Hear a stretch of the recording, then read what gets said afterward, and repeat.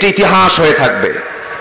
হাজার হাজার মানুষের সমাগম আজকের মাহফিলে, নারী পুরুষ মিলে হয়তো লাখের কাছাকাছিও যেতে পারে। এত মানুষের ঢল যে আজকে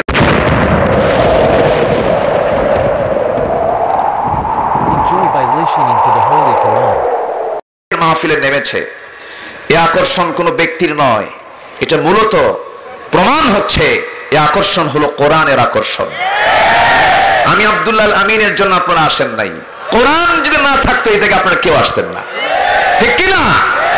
কোরআন আছে বলেই আমরা এসেছি, বলি আলহামদুলিল্লাহ। আব্দুল খালেক ভাই তিনি একটা কথা বলেছেন, আমি তার কথায় একমত। মেয়র মহোদয় তিনিও বলেছেন কিছু কথা। তারা তো জনপ্রতিনিধি, তাদের কথা বলার একটা অধিকার আছে না নাই বলেন তো? আসতে বলবেন না, আছে না নাই? আপনি একজনকে সম্মান করবেন, আল্লাহ আপনাকে মর্যাদা দিয়ে দিবেন। হয়তো ওনারা মনক্ষুণ্ণ হতে পারেন, কিন্তু তা না। আসলে মূলত হচ্ছে কি, আমার উঠতে দেরি হয়ে যাচ্ছে, এটার কারণে আপনি একটু খেপে গিয়েছিলেন। আসলে আমরা টাইম পাই কম, মানে আমাদের ক্লাসটা সবার শেষে পড়ে, মূল টাইম পার হয়ে যায়, আমরা পাই শেষে এমন টাইম, পেশাব পায়খানার টাইম। কি কথা বলছেন? এই জন্য জনগণ একটু তারা মানে একটু বিশৃঙ্খল হয়েছিল। আমি আপনাদেরকেও দোষারোপ করছি না। তো যাই হোক, আমি যতক্ষণ আছি সবাইকে থাকতে রাজি আছেন? আমি চেয়ারম্যান মহোদয়কে আমি রুখসত দিয়ে দিচ্ছি, আমি ওনাকে জোর করে বসে রেখেছিলাম, ওনার কাজ আছে, উনি যাবেন। উনি বলেন আমি যাবো, আমি বললাম একটু বসেন, একটু বসলে একটু ভালো হয়, আপনারা থাকলে মাহফিলটা প্রাণবন্ত হয়। আমরা দুজনের জন্যই দোয়া করি, আল্লাহ তুমি দুজনকেই দ্বীনের খাদেম হিসেবে কবুল করে নাও। জোরে বলি আল্লাহুম্মা আমিন। এই পৃথিবীর সবচেয়ে শ্রেষ্ঠ হচ্ছে আদম সন্তান। আমরা প্রতিটা আদম সন্তানকে সম্মান করব, ঠিক কি না? আমরা সব কার গোলাম? আমার খালেক ভাই কার গোলাম? আমি কার গোলাম? উনি কার গোলাম? আপনি কার গোলাম? আমরা যেন আল্লাহর গোলাম হতে পারি। জোরে বলি আমিন, আরো জোরে আমিন। কিন্তু মানুষ কখনো মানুষের গোলাম হতে পারে না, মানুষ কখনো মানুষের আইনকে বিশ্বাস করতে পারে না। মানুষ বিশ্বাস করবে কার আইন, কার বিধান, কার হুকুম। আমার নেতৃত্ব আমার মানতে হবে একজন ব্যক্তির, তিনি হচ্ছেন মুহাম্মদ সাল্লাল্লাহু আলাইহি ওয়াসাল্লাম। এই যে চাঁদের দেশে মানুষ যায়, আমরা তাকে মহাবিজ্ঞানী বলি। সূর্য নিয়ে একটু কথা বলে, আমরা তাকে মহাবিজ্ঞানী বলি। আর আমার নবী চাঁদের দেশে যাওয়া লাগে নাই, জমিনে থেকেই বলেছেন চাঁদ দ্বিখণ্ডন হয়ে গেছে। একটু আস্তে কান সুবহানাল্লাহ। আবু তালেব নবীর কি ছিলেন? কি চাচা? মুমিন চাচা না কাফের চাচা? রাসূল কি কখনো বেয়াদবি করেছেন? না, কাফের চাচা। কিন্তু একই ঘরে থাকছেন, নবীর দাওয়াত একরকম, চাচার দাওয়াত আরেক রকম। কথা বলছেন ভাই? অবশেষে সকালে দেখা হতো, মুখামুখি হতো। কিন্তু আবু তালেব ভদ্র চাচা ছিলেন, অভদ্র না। আমরা বেয়াদব হব না, আমরা আদবওয়ালা হব। জোরে বলি ইনশাআল্লাহ। আবু তালেব একদিন বলতেছে, মুহাম্মদ আমি তোমাকে দেখতে পেলাম, তোমার জন্মের পর একটা আমার স্মৃতিচারণ হচ্ছে, আমি কি বলবো? রাসূল বলেন চাচা আপনি বলেন। রাসূল তখন নবুয়ত পেয়েছেন, 40 পার হয়ে গেছে। কি বলেন চাচা, কি বলবেন? ও ভাতিজা মুহাম্মদ, আমি তোমাকে জন্মের পরে দেখতে পেলাম, তুমি তখন নবজাতক, তোমার মার পেট থেকে পৃথিবীতে সবেমাত্র এসেছো। একদিন চলে গেছে, একদিন গত হওয়ার পর দ্বিতীয় রাত্রিতে তোমার মা তোমাকে চাঁদনি আকাশের নিচে শুয়ে রেখেছেন। তুমি সেই জায়গায় শুয়ে আছো, কিন্তু তোমার মার চোখের পানি মোছে না, তোমার মার চোখের পানি বন্ধ হয় না। তোমার মা ঝরে ঝরাই কান্নাকাটি করতেছে। কান্নার কারণ হলো তুমি জন্ম নিয়েছো, তোমার জন্মের 6 মাস পূর্বে তোমার আব্বা দুনিয়া থেকে বিদায় নিয়েছেন। এই পৃথিবীতে কোনো শিশু জন্ম নেওয়ার পর যে লোকটা সবচেয়ে বেশি খুশি হবে তিনি হচ্ছেন তার বাবা। সেই বাবা তোমার দুনিয়া থেকে আগে বিদায় নেওয়ার কারণে তোমার মুখে, তোমার মার মুখের হাসি ম্লান হয়ে গেছে। তোমার মার মুখে কোনো হাসি নাই, তোমার দিকে তোমার মায়ের তেমন কোনো খেয়ালও নাই, শুধু কান্নার কান্না। কিন্তু সেই রাত্রিতে আমি তোমাকে এসে দেখি একটা আশ্চর্য ঘটনা। কি চাচা আপনি বলেন? আকাশের চাঁদ যেন তোমার হাতে দোল খায়। একটু আস্তে কন সুবহানাল্লাহ। তুমি যখন ডান দিকে তাকাও, বাম দিকের চাঁদ লাফ মেরে ডান দিকে আসে। যখন তুমি বাম দিকে তাকাও, ডান দিকের চাঁদ বাম দিকে লাফ মেরে চলে আসে। সঙ্গে সঙ্গে রাসূল বলছেন চাচা আপনি যে আমাকে অবস্থায় দেখেছেন সম্পূর্ণ সত্য, কারণ আল্লাহ রাব্বুল আলামিন সেই রাতের জন্য চাঁদটাকে আমার খেলনা বানায়া দিয়েছিলেন। আস্তে কোন সুবহানাল্লাহ, আরো জোরে কোন সুবহানাল্লাহ। সেই নবী হচ্ছেন আমার নবী। কত বড় বিজ্ঞানী Marconi, Faraday, James Watt, Copernicus, Einstein, Dalton, Galileo, বড় বড় বিজ্ঞানীকে আমরা মহাবিজ্ঞানী বলি। আর আমার রাসূল কত বড় বিজ্ঞানী ছিলেন, কত বড় বিজ্ঞানী ছিলেন। 7টা আসমান পেরিয়ে, 7টা আসমান পেরিয়ে, সিদরাতুল মুনতাহা পেরিয়ে আরশ আসিমের মেহমান হয়েছিলেন। একটু আস্তে বলি সুবহানাল্লাহ। বিজ্ঞান বলে সূর্য 13 লক্ষ গুণ বড়, এটা অনুমান করে বলে। সূর্যের কাছে যাওয়ার ক্ষমতা আছে? আসতে বলবেন না, ক্ষমতা আছে? ক্ষমতা নাই। তিনি হচ্ছেন আমার রাসূল, তাকে এই কিতাব দেওয়া হয়েছে। সেই কিতাব থেকে একটা আয়াত আমি তেলাওয়াত করেছি। সেই আয়াতের ভিতরে আল্লাহ রাব্বুল আলামিন ইমানদারকে ডাক দিয়ে বলছেন, তুমি 5টা কাজ করবে, আমি তোমার প্রতি রহমত দেব। জোরে বলি সুবহানাল্লাহ। আমি তোমাকে মাফ করে দেব, আমি তোমাকে জান্নাত দেব। জোরে বলি সুবহানাল্লাহ। সবাই শুনতে রাজি আছেন না? সবাই শুনতে রাজি আছেন তো? আমি চেয়ারম্যান মহোদয়কে রুখসত দিচ্ছি, যখন তখন আপনারা যেতে পারেন, সমস্যা নাই, অথবা থাকলেও আপত্তি নেই, যেটা আপনারা করবেন। কারণ উনি এখন মানে একটা মেন্টালি চাপে আছেন, আমি গেলে আবার হুজুর কি যেন না মনে করে। কোন আমরা বুঝি, ব্যস্ততা বুঝি আমরা। আমার আগামীকালকে মাহফিল বেশি দূরে না, সিলেট, খুব কাছে না মাহফিল। তাহলে এই যে একটা চাপ, মেন্টালি চাপ, যখন দিলেন একটু বিদায় নিন। জি জি ঠিক আছে, জি আলহামদুলিল্লাহ, জি আলহামদুলিল্লাহ, আল্লাহ কবুল করুন। জোরে বলি আল্লাহুম্মা আমিন, জোরে বলি আল্লাহুম্মা আমিন। জি জি, আমরা অবশ্যই দোয়া করব যে এই যে একটা ক্রাইসিস চলছে করোনা নিয়ে, উনি দোয়া চেয়েছেন, আমরা মনোযোগের মধ্যে আমরা দোয়া করে দেব। জি আমার মিতা, জি আমার মিতা, জি আলহামদুলিল্লাহ, আল্লাহ কবুল করুন। জোরে বলি আল্লাহুম্মা আমিন। আচ্ছা, এই চেয়ারগুলো একটু সরায় দিয়ে নিচেই বসুক না হয় মানুষ। জি, তাছাড়া এই দূরের মানুষগুলো দেখতে পান। হ্যাঁ, চেয়ারগুলো সরায় দেন, পিছনে দিয়ে দেন। সম্মানিত ভাইয়েরা, এই চেয়ারগুলো সরায় দেন, মানুষ দেখতে পাচ্ছে না। চেয়ারগুলো সরায় দেন। মঞ্চে উচিত একটা চেয়ার রাখা, তাহলে মানুষ সবাই দেখতে পায়। হ্যাঁ, একটু পিছনে রেখে দেন। জি সম্মানিত ভাইয়েরা, আমার দিকে তাকান। আমাকে ছেড়ে কি আপনারা যাবেন? কেউ আমাকে ছেড়ে কেউ যাবেন? আমাকে ছেড়ে গেলে আমি কি আনন্দ পাবো না কষ্ট পাবো? কষ্ট। আমাকে কষ্ট দেওয়ার কেউ চিন্তায় আছেন নাকি? চেয়ারম্যান মহোদয় তার কাজের ব্যস্ততার কারণে তিনি চলে গেলেন, আমরা তার জন্য দোয়া করি। আমার দিকে এখন তাকান। সূরা তাওবার কত নম্বর আয়াত বলেন? বলেন কয় নম্বর আয়াত? মনে আছে আপনাদের? হ্যাঁ, আসুন আলোচনার দিকে চলে যাচ্ছি। আল্লাহ রাব্বুল আলামিন বলেন, والمؤمنون والمؤمنات بعضهم أولياء بعض يأمرون بالمعروف وينهون عن المنكر ويقيمون الصلاة ويؤتون الزكاة ويطيعون الله ورسوله أولئك سيرحمهم الله إن الله عزيز حكيم جربون الله أكبر আমরা এই জায়গায় যারা আছি আমরা সবাই ইমানদার। আমরা কি ইমানদার? ইমান এনেছি কার উপরে? ইমান এনেছি কার উপরে? আল্লাহর উপরে। আমরা ইমানদার। আল্লাহর উপরে যদি ইমান এনে থাকি, পৃথিবীর কোন আইনকে মুসলমান বিশ্বাস করতে পারে? পৃথিবীতে মহা সত্য বলতে কোন কিতাব আছে? জোরে বলুন, কোন কিতাব আছে? এই কিতাবের মধ্যে একটি হরফের হেরফের করার ক্ষমতা পৃথিবীর কেউ রাখে? আসতে বলবেন না, রাখে? রাখে না। 26টা আয়াত নিয়ে একটা আপত্তি তুলেছে একটা পক্ষ। 26টা আয়াতের ভিতরে সেখানে একটা আয়াত আছে, ফাদরিবু ফাওকাল আনাক, তাদের গিরায় গিরায় পিটাও। কোরআনে একটা আয়াত আছে, কাদের গিরায় গিরায়? যেগুলো যারা ইমানদারের বিরুদ্ধে যারা সংগ্রাম করে, যারা তাগুতি শক্তি, তাদের ব্যাপারে আল্লাহ পাক বলছেন ফাদরিবু ফাওকাল আনাক, তাদের গিরায় গিরায় পিটাও। এটা কার কথা? তো 26টা আয়াতের মধ্যে একটা আয়াত বলা হলো যে এই আয়াতগুলোকে কোরআন থেকে মুছে ফেলা হোক। কোরআন থেকে 26টা আয়াত কেন, একটা হরফ এলোমেলো করার ক্ষমতা পৃথিবীর কারো থাকতে পারে না। যারা এই জাতীয় সিদ্ধান্ত নিতে যাবে তাদের চামড়া আমরা 32টা দাঁত ভেঙে ফেলা দরকার মুসলমান। রাজি আছেন কারা কারা? হাত তুলে দেখা।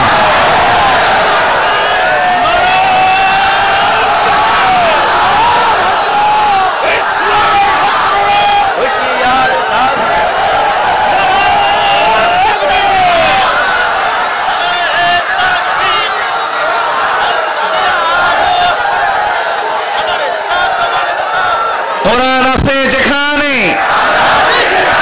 কোরআন হাদিস যেখানে, আল কোরআনের আলো, আল হাদিসের আলো। আল্লাহ কবুল করুন। মনিটর থেকে আপনি সরেন, ওটার আওয়াজ আমার কানে আসুক। হ্যাঁ, সরেন। সম্মানিত ভাইয়েরা, কষ্ট পাচ্ছেন আপনারা? কষ্ট পাচ্ছেন? আমরা মাঝে মাঝে স্লোগান দেই, কার জিকির করি? কার জিকির করি? মার পেট থেকে আমি যখন পৃথিবীতে এসেছি আমার কানে কি শোনানো হয়েছে? নামাজ ছিল? কি ছিল? আজান। কিন্তু নামাজ নাই, কারণ আমি তো হইছি কেবল, নামাজ পড়বো কেমনে? ঠিক আছে না? তাহলে নামাজ ছাড়া আজান শুনেছি। এরপর আমার যখন মৃত্যু হবে একদিন, আজান হবে না নামাজ হবে? ওই যে আজান তো হয়ে গেছে আগে, জানাজা, তাই না? জানাজার কোন আজান আছে? জানাজার কোন আজান নাই। তাহলে জানাজার ভিতরে প্রথম তাকবীর কি বলেন তো? আরো জোরে। দ্বিতীয় তাকবীর, তৃতীয় তাকবীর, চতুর্থ তাকবীর। আচ্ছা, তাহলে মৃত্যুর সময় তাকবীর, জন্মের সময় তাকবীর। মাঝখানে নামাজে যখন আমরা আদায় করেছি, নামাজ সালাতে যখন দাঁড়িয়েছি, তখন নিয়ত বাঁধতে কি? আরো জোরে। রুকুতে যেতে, সেজদায় যেতে। তাহলে নামাজেও আছে, জন্মেও আছে, আবার জানাজাতেও আছে। দলের মধ্যে কেন থাকে না? আস্তে করে বলবেন না, জোরে বলুন ঠিক কিনা? যাদের নাম, যাদের আল্লাহু আকবার শব্দ শুনলে গায়ে, যাদের গায়ে চুলকানি হয়, ওটা মুনাফিকের দেহ, ঠিক কিনা?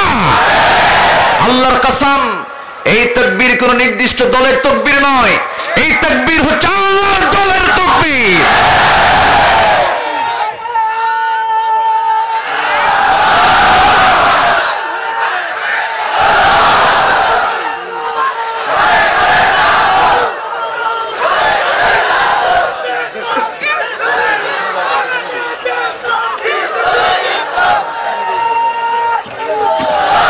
শত্রু হব, সম্মানিত ভাই, বন্ধু হব না শত্রু হব? সম্মানিত উপস্থিতি, বন্ধু হব। কিন্তু আমরা এসেছি, বন্ধুত্ব বেশি এখন না শত্রুতা বেশি?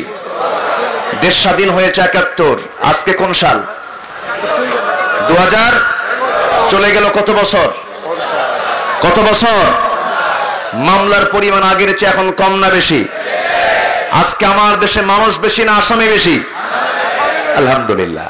এ তো মহব্বতের লক্ষণ, তাই না? এটা কি মহব্বত? না। আমার ভাইয়েরা, একটু কান লাগান। এমন সিচুয়েশন কেন হলো, কি জন্য হলো? মূল কারণ কিন্তু অন্য কিছু নয়।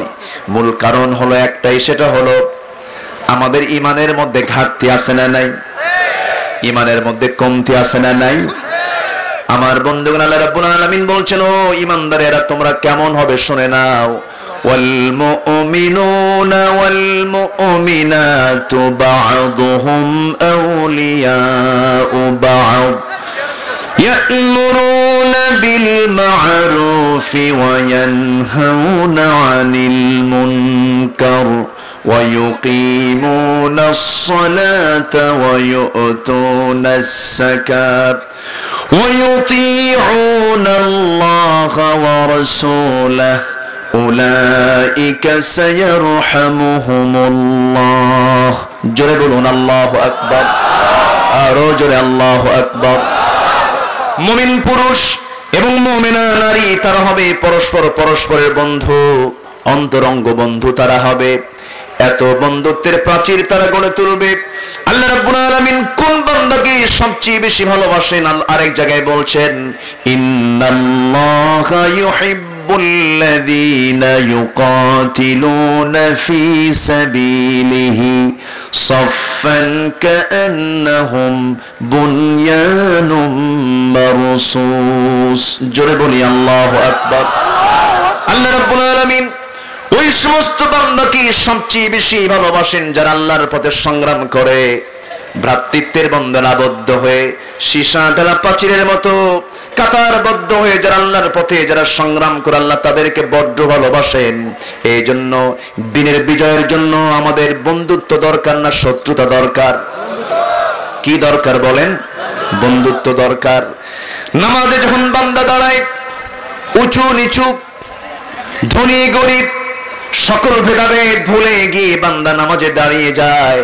নামাজ যেমন ভ্রাতৃত্ব শিখায়, নামাজের মধ্যে আমরা এক কাতারে নামাজে শামিল হয়ে গেলাম, ওই যে ভ্রাতৃত্ব শিখে নিলাম, ওই ভ্রাতৃত্বের বন্ধনটা সমাজেও যদি চালু করতে পারি। আজকে 215টি রাষ্ট্রের মধ্যে 56টি মুসলিম রাষ্ট্র, আজকে 56টি মুসলিম রাষ্ট্রের মধ্যে যদি 10টা মুসলিম রাষ্ট্র যদি আজকে যদি একটা প্ল্যাটফর্মে আসতো, গোটা পৃথিবীর পরাশক্তি হতো আজকে মুসলমান,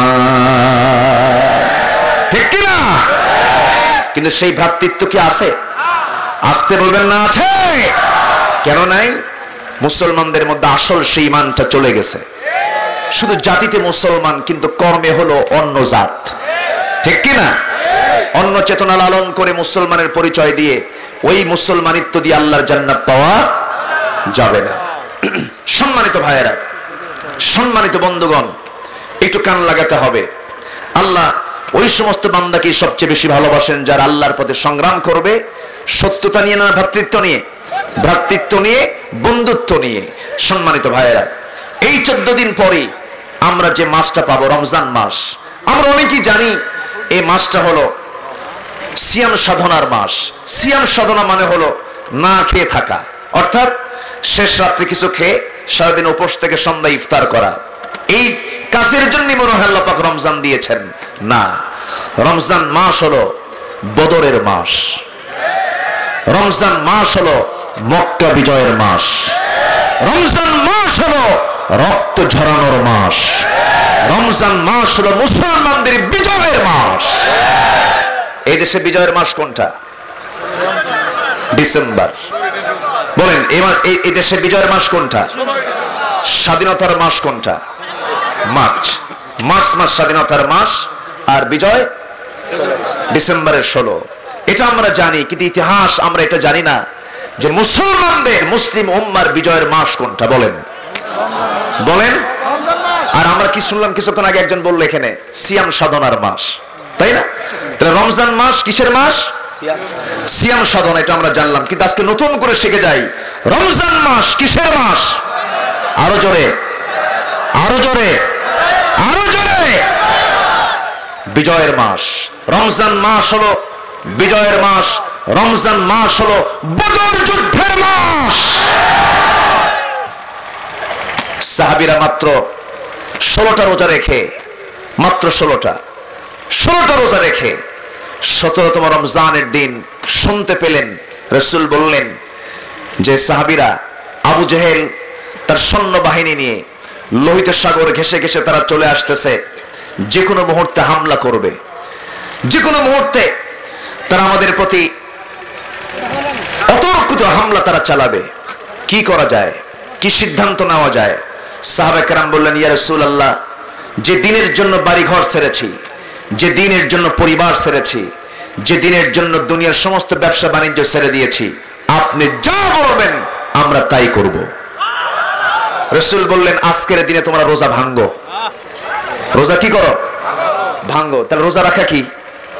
আসতে কোন কেন? রোজা রাখা কি? আবার রোজা ভাঙ্গা কি? বলেন আরো জোরে, আরো জোরে। তাহলে এই মাস রোজা রাখার মাস, এই মাস রোজা ভাঙ্গার মাস, ঠিক কিনা? প্রয়োজন আমাদের, আমরাও রোজা ভাঙবো, প্রয়োজন আমরাও রোজা ভেঙে ফেলবো। আল্লাহর সামনে দিন কায়েমের জন্য বুকের তাজা প্রাণ ঢেলে দিতে রাজি আছে কিনা? রাজি আছেন কারা কারা? হাত উঁচু করে দেখান।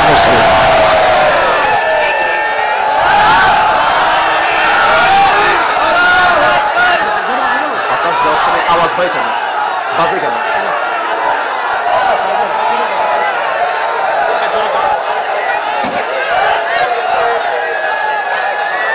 আল্লাহ তুমি সবার ইরাদা, সবার হাতকে তুমি আল্লাহ কবুল করো। জোরে বলি আমিন, আরো জোরে আমিন। কষ্ট পাচ্ছেন? কষ্ট পাচ্ছেন? আলোচনা চালাবো? জোরে বলি ইনশাআল্লাহ, আরো জোরে বলি ইনশাআল্লাহ। বদর যুদ্ধের দিন রাসূল বললেন সাহাবীরা রোজা ভাঙ্গো। কিছু কিছু সাহাবী বললেন ইয়া রাসূলুল্লাহ, ফরজ রোজা কি ভাঙ্গা যায়? ভাঙবো না। রাসূল বলেন গ্লাসটা আমার হাতে দাও। রাসূল নিজে গ্লাস নিলেন। সব সাহাবীর সামনে রাসূল পানি খাচ্ছেন দিনের বেলা। সাহাবীরা কি আর না খেয়ে থাকতে পারে? রাসূল ভাঙছেন। এখন কেউ যদি রোজা রাখতে চায় রোজা হবে বলেন? রাসূল নিজে আগে ভাঙলেন। আমার ভাইয়েরা, আমার নবীজি বলেন সাহাবীরা রোজা পরে রাখার সুযোগ পেয়ে যাব, কিন্তু জিহাদে তো পরাজিত হওয়া যাবে না, শক্তি সঞ্চয় করতে হবে। সাহাবীরা চলো। মাত্র 16টা রোজা রাখলেন। 313 জন সাহাবী নিয়ে রাসূল যখন ঝাঁপিয়ে পড়বেন, নবীজি সাহাবী খুঁজে পাচ্ছেন না, কারণ কেবলমাত্র মক্কা থেকে তিনি মদিনায় চলে এসেছেন। সবে মাত্র শিশু ইসলাম, ছোট্ট একটি নগর রাষ্ট্রের তিনি রাষ্ট্রপ্রধান। ঘোড়া নাই, তরবারি নাই, খেজুরের ডাল হাতের মধ্যে নিয়ে খেজুরের ডালটাকে অস্ত্র বানায় তারা যুদ্ধে ঝাঁপিয়ে পড়বেন। এমন সময় মদিনার আফরার দুইজন ছেলে মুআজ এবং মুআজ নবীর সামনে দাঁড়িয়ে রাসূলকে লক্ষ্য করে বলছেন ইয়া রাসূলুল্লাহ, আমরা আপনার কাছে এসেছি একটা অনুমতি নেবার জন্য। কি? সবাই তো যুদ্ধে চলে যেতেছে, সবার তো বয়স আছে, গায়ে শক্তি আছে, কিন্তু আমাদের মনের চাওয়া হলো ইয়া রাসূলুল্লাহ, আপনি যদি পারমিশন দিয়ে দেন আমরা যুদ্ধে যেতে চাই। রাসূল এই কথা শোনার সঙ্গে সঙ্গে বলছেন নট এলাও, হবে না। বয়স নাই, ফিটনেস নাই, তরবারি হাতি ধরে রাখবে সেই শক্তি বাহুবল তোমাদের নাই। বড়জন বলে ইয়া রাসূলুল্লাহ, আমার বয়স 13 বছর, ও আমার চাইতে 2 বছরের ছোট, আমি ওর চাইতে বয়সে লম্বা আছি, বয়সে বড় আছি, আকারে বড় আছি, আপনি অন্তত আপনি আমাকে পারমিশন দিয়ে দেন। ছোটজন বলে ইয়া রাসূলুল্লাহ, ও শুধু লম্বায় বড়, গায়ের শক্তি আমার বেশি। সঙ্গে সঙ্গে রাসূল বলেন ঠিক আছে কি করবা বলো? হুজুর দুজনকে মারামারি লাগায় দেন, দুজনকে মারামারি লাগায় দেন। এই কথা বলার সঙ্গে সঙ্গে রাসূল মুস্কি হাসি মেরে বললেন ঠিক আছে দুজন কুস্তি শুরু করে দাও। দুজন কুস্তি শুরু হয়ে গেল। বড়জন ছোটজনকে নিচে ফেলে দেয়, ছোটজন বড়জনকে কানের মধ্যে কান ঢুকিয়ে বলে ভাই রে, তোর সঙ্গে আমি পারবো নাকি? তুই আমার চাইতে বয়সে বড়, শক্তিতে বড়, আমি তোর সঙ্গে পারবো না, এটাই তো স্বাভাবিক। কিন্তু দুনিয়ার জীবনে একা একা তুই কোথাও গেলি না, আমার সঙ্গে ঘুমাস, আমার সঙ্গে খাওয়া দাওয়া করিস, আমার সঙ্গে খেলাধুলা করিস, আজকে তুই আমাকে ছাড়া যুদ্ধে যাবি রে, তুই তো বড় পাষাণ। ভাই রে, তোর গায়ের শক্তি একটু কমায় দে, তোর বুকের উপর একটা বার উঠের প্রমাণ করে দেই তোর চাইতে আমি কোনো অংশে কম নই। আমার নবী এই দৃশ্য দেখলেন, মুস্কি মুস্কি হাসি দেন, আর চোখের কোনা বেয়ে বেয়ে টপ টপ করে পানি পড়ে। ছোট্ট 2টা বাচ্চাকে বুকের মধ্যে আলিঙ্গন করে নিয়ে বলছে আরশের মালিক আল্লাহ রাব্বুল আলামিন, এদের গায়ের জোর না থাকতে পারে কিন্তু ঈমানের জোর আছে।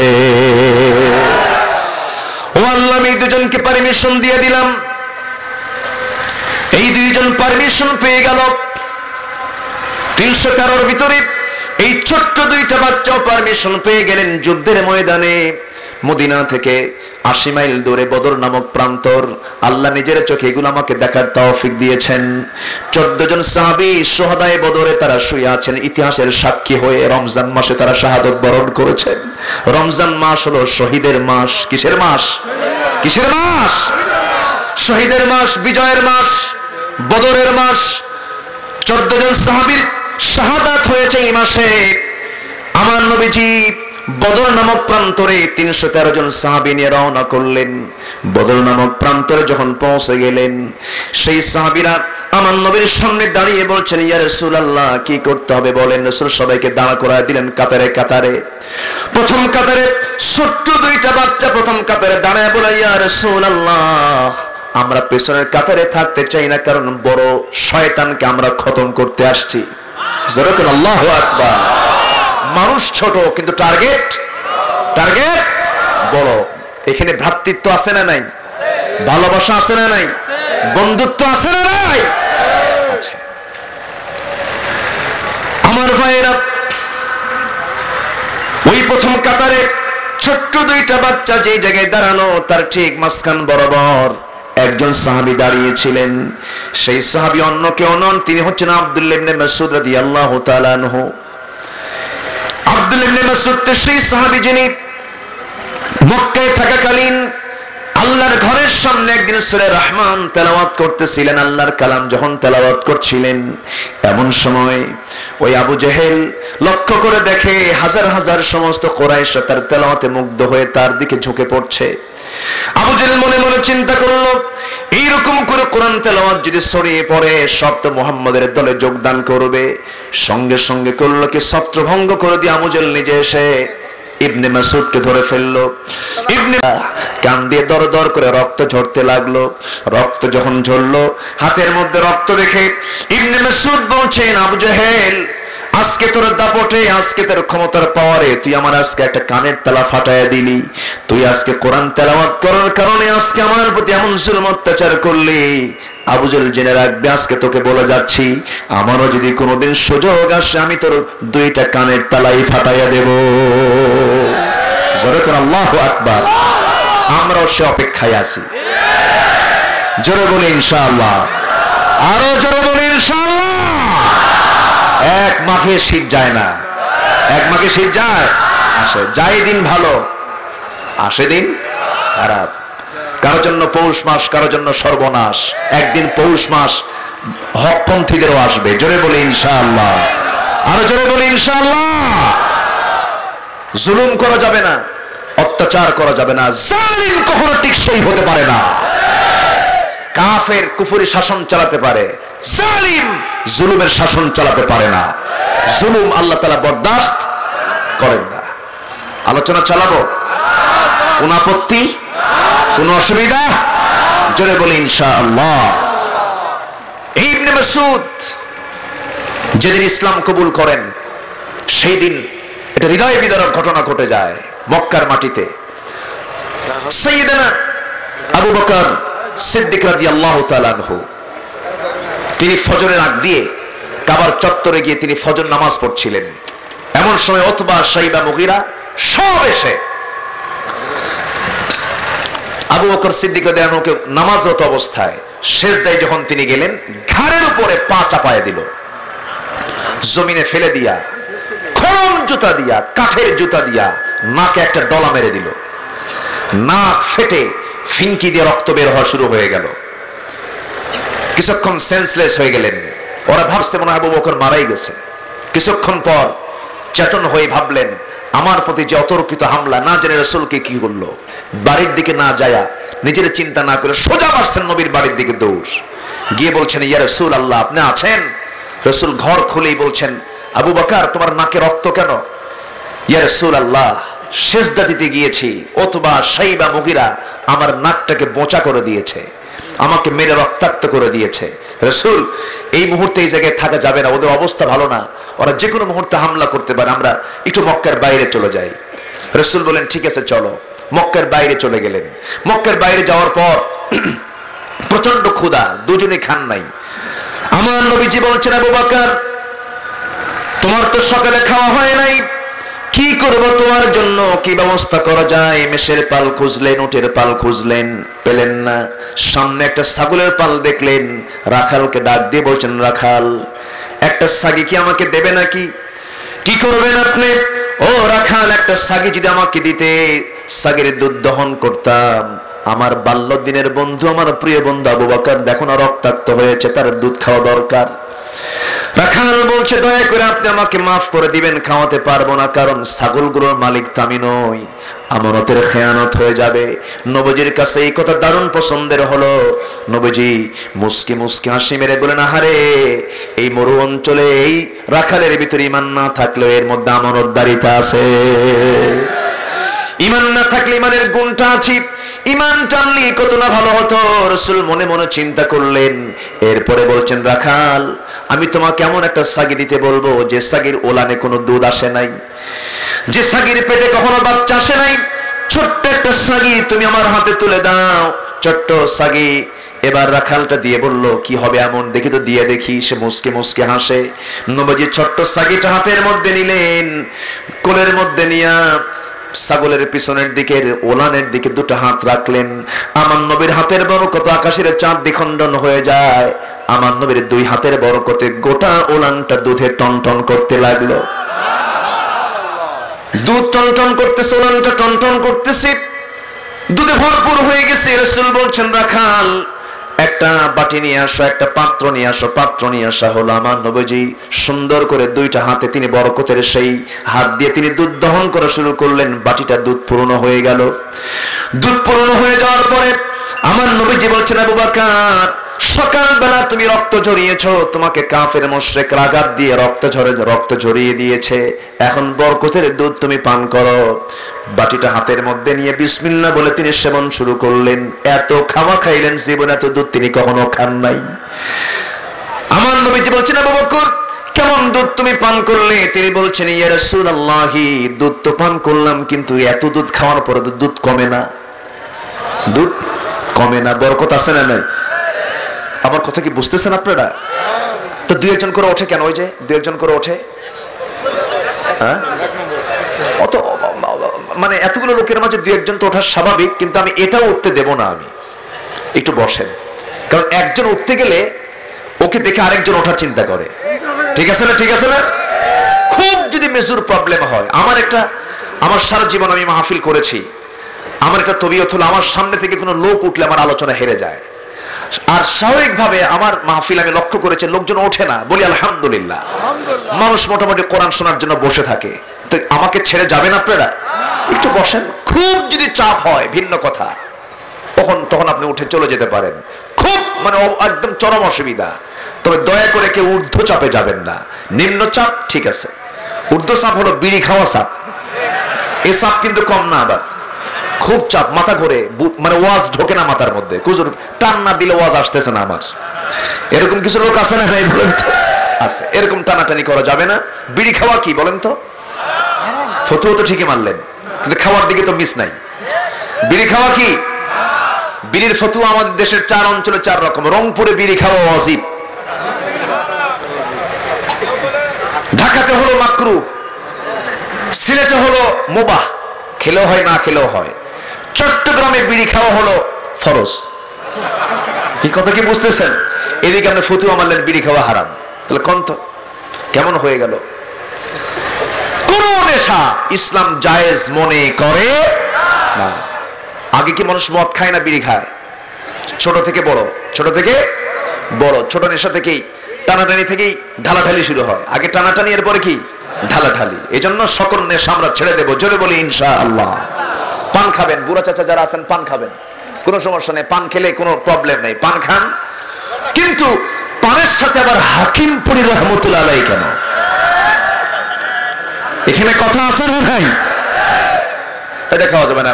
হাকিমপুরের ভিতরে যে পাতা, বিড়ির ভিতরেও একই পাতা, যেটাই লাউ সেটাই কদু। এই জন্য আমরা এইগুলো নেশার দিকে যাব না, জোরে বলি ইনশাআল্লাহ। ছোট্ট বাচ্চাটা আমার আলোচনা শুনতেছে, দেখেন বারবার চায় আছে আমার দিকে। এরকম অনেক ছোট ছোট বাচ্চারা বসে আছে, বলি আলহামদুলিল্লাহ। আপনার দোয়া কবুল না হলে ছোট বাচ্চার দোয়া কবুল হবে। এই দোয়া, এই লোভনীয় দোয়া ছেড়ে কেউ যাবো আমরা? হ্যাঁ, জোরে বলি ইনশাআল্লাহ।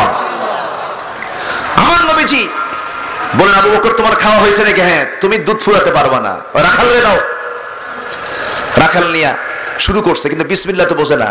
আমার নবীজি বিসমিল্লাহ বলে দিলেন, সেও খায়া খায় পেটের চামড়া টাইট, দুধ কমে না। রাখাল কয়, কি বাটি দিলেন, দুধ তো কমে না। রাসূল বললেন, শোনো, এই জায়গায় আরো যদি আল্লাহর গোলাম থাকতো, ওরা দুধ ফুরাতে পারতো না, যতক্ষণ না আমার ঠোঁট এই বাটিতে না লাগবে। একটু আস্তে করেন সুবহানাল্লাহ। প্রত্যেক পয়গম্বরকে আল্লাহ রাব্বুল আলামিন 3টা এক্সট্রা গুণ দিয়েছেন। কয়টা? 1 নম্বর হলো মুআজিজা। 1 নম্বর কি? মুআজিজা। নাম্বার 2 হলো ওহী। নাম্বার 2 কি? ওহী। আর নাম্বার 3 হলো হুসনে খুলক, উত্তম চরিত্র। 3টা গুণ আল্লাহ পাক পয়গম্বরদের দিয়েছেন, ওহী, মুআজিজা আর হলো সুন্দর চরিত্র, যেটা আমাদের মধ্যে আমরা আনতে পারি। আলহামদুলিল্লাহ বলেন, আমরা উত্তম চরিত্র আনবো, জোরে বলি ইনশাআল্লাহ। উত্তম চরিত্র তো বেনামাজির নেতার পিছনে গেলে হবে, বেনামাজি নেতার নেতৃত্ব মানা যাবে না। সবাই রাজি আছেন? বেনামাজিরা তার নেতৃত্বে আমরা জুতা মারি, ঠিক কিনা? আজকের সমাজে সবচেয়ে বড় সংকট হলো নেতৃত্বের সংকট।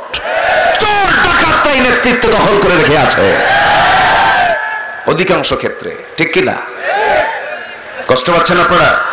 আলোচনা চালাই, জোরে বলি ইনশাআল্লাহ। আমার নবীজি, কেন বললাম নেতৃত্বের ভিতরে চোর ডাকাত আছে না নাই? বঙ্গবন্ধুর কথা, এটা আমার কথা না, আবার ভুল বুঝবেন না যে আমি গালাগালি করে থুয়ে চলে গেলাম।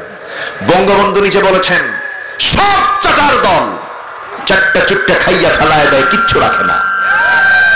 উনি বলেছেন, আমার ডানে চোর, বামে চোর, সামনে চোর, পিছনে চোর। সেই চোররা উনি চলে গেছেন, এখনো আছে না নাই? আসতে বলবেন না, আছে না নাই?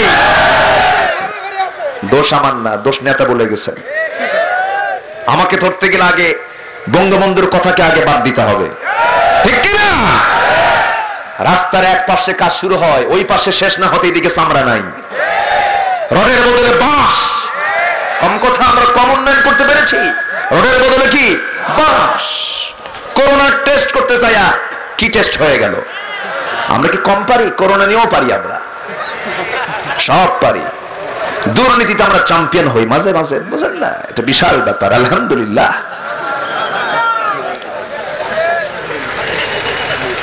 আমাদের দেশে সেই ছেলে কবে হবে? কথায় না বড় হয়ে কাজে বড় হবে। শুধু আমাদের শুধু আছে কয়েকখান চাপা, যখন সামনে একটা মাইক পায়, আছে না নাই? দিয়া দিল, গুনটুন কিচ্ছু দরকার নেই। নেতৃত্ব দেওয়ার জন্য এখন তো 2 গুণ লাগে, মোষ মোটা আর পেট মোটা। মোষ একখানা 2.5 ইঞ্চি হতে হবে, আর পেট একখান 10 মাসের মতো হতে হবে, বাস নেতা হয়ে গেছে। ওই সমস্ত নেতা আমরা মানি না। আমরা নেতা মানি মুহাম্মদ সাল্লাল্লাহু। আজকে জাতি বেয়াদব, আজকে জাতি বেয়াদব তৈরি হচ্ছে, ঠিক কিনা বলেন? মাহফিলে মঞ্চে এসে মাইক টানে, আছে না নাই? মঞ্চে এসে কোরআনের বিরুদ্ধে কথা বলতে চায়, আছে না নাই? তবে আজকে আমি লক্ষ্য করেছি, যারা মেহমান এসেছিলেন মোটামুটি তারা আদবের পরিচয় দিয়েছেন, ভালো, আলহামদুলিল্লাহ। খুব সুন্দর করে আমার সঙ্গে কথা বলেছেন। কিছু কিছু মঞ্চে আছে, কোন জায়গায় যেন এরকম দেখলাম, শোনেন, যেখানেই এমন জাতীয় কোনো সিচুয়েশন দেখবেন, গলা চিপে ধরবেন, ঠিক কিনা? কোন বেয়াদবের স্থান আমরা দেব না। বেয়াদবের স্থান ইসলামে নাই। সম্মানিত ভাইয়েরা, আজকে মসজিদে আর শান্তি পাই না আমরা। মসজিদে গিয়ে ইমাম মুসল্লিকে ধমকায় না মুসল্লি ইমামকে ধমকায়? বলেন কে কাকে ধমকায়? মুসল্লি ইমামকে ধমকায়। মসজিদ কমিটির সভাপতি নামাজি না বেনামাজি? ও এলাকাতেও আছে এরকম, আলহামদুলিল্লাহ। মসজিদ কমিটির সভাপতি নামাজি না বেনামাজি? 5 ওয়াক্ত না শুক্কুর আলী? হ্যাঁ, শুক্কুর আলী। শুক্কুর আলী হলো সভাপতি। শুক্রবার না আসলে তো পথ থাকে না, 7 দিন নামাজ নাই, রাতের বেলা মদ খাইছে, চোখ লাল টকটকা, মসমসা লুঙ্গি আর খদ্রের পাঞ্জাবি পইরা প্রথম কাতারে বসে বলে, ইমাম সাহেব সাবধানে ওয়াজ করেন, মামলা কিন্তু রেডি। এরকম আছে না নাই? এরকম হুমকি ধামকি দিয়ে তোমার নামাজ আল্লাহর দরবারে মঞ্জুর হবে না। এই তো মসজিদ গেল। ইউনিভার্সিটিতে শিক্ষক ছাত্রকে ধমকায় না ছাত্র শিক্ষককে ধমকায়? ছাত্র শিক্ষকের রুমে ঢুকতে শিক্ষক দাঁড়ায় বলে, বাবা তুই যা কর। পর এখন ছেলেটা পিস্তল হাতে নিয়ে মার রান্নাঘরে গিয়ে বলছে, মা শোনো, এই যে পিস্তল দেখতেছো, আব্বা কিন্তু খুব বাড়াবাড়ি শুরু করছে। কি কথা কি বুঝতেছেন? খুব বাড়াবাড়ি করতেছে, বেশি কিছু করলে কিন্তু এটা আব্বা কি কাজে লাগাই দেব। আজকের এই সমাজের এই চিত্র কেন হচ্ছে? এই চিত্র, এটার মূল কারণ হলো জাতির হাতে তুলে দেওয়া হয় নাই কোরআনের মতো এই কিতাবকে, ঠিক কিনা? তাহলে এরকম বেয়াদবি তৈরি হতো না। সম্মানিত ভাইরা, কাকে বলবেন? শোনারও তো লোক নাই। কাকে শোনাবো আমরা? শোনারও তো লোক নাই। ওই যে একটা গল্প প্রায় বলি আমি, এক বাগানের মালিকে বাগান দেখতে গেছে, আম বাগান। তো আম বাগান দেখতে যায়, দেখে একটা ছেলে আম বাগানের উপরে উঠে গাছের ডালে বসে আম চুরি করে। বাগানের মালিক বলে, এই ছেলে তোমার সাহস তো কম না, তুমি কার ছেলে? না বলে না শুনে তুমি আমার বাগানে উঠে আমার বাগানের আম তুমি চুরি করো, থামো, তোমার বাবাকে বিচার দেবো। তোমার বাবার নাম কি? মুস্কি মুস্কি হাসে। বলো তোমার বাবার নাম কি? তোমার বাবাকে? আমার আব্বার কাছে বিচার দিবেন? হ্যাঁ। আমার আব্বা কোথায়? দেখবেন? হ্যাঁ। আমার বাবা আমার মাথার উপরে গাছের ডালে সালা নিয়ে বসে আছে। কি কথা কি বোঝা গেল? আপনি কোথায় বলবেন? শোনার জায়গা নাই, শাসন করার কেউ নাই। আসবে, একদিন আসবে। জোরে বলি ইনশাআল্লাহ, জোরে বলি ইনশাআল্লাহ। আমার নবীজি বললেন, ও রাখাল দুধ ফুরাবে না, আমার হাতে দাও। আমার নবীজি দুধের বাটি নিলেন, বিসমিল্লাহ বলে সেবন করলেন। দুধের বাটির ভিতরের দুধ সব ফুরে গেল। নবীজি আগে খেলেন না খাওয়ালেন? আসতে বলবেন না, খেলেন না খাওয়ালেন? সারা জীবন আমার নবীজি আগে খেয়েছেন না আগে খাওয়ায় দিয়েছেন? আগে খাওয়ায় দিয়েছেন। নবীজি কখনো আগে খান নাই, এমনকি বাড়ির বউ পর্যন্ত আগে রাসূল তাকে আগে খাওয়ার জন্য বলে দিয়েছে। আম্মা জান আয়েশা বলেন, যখনই কোনো খাবার আমি পাকাতাম সঙ্গে সঙ্গে আগে প্রথমে নবীর হাতে দিতাম। রাসূল বলতেন, আয়েশা তুমি আগে শুরু করো, তুমি আগে রাঁধছো।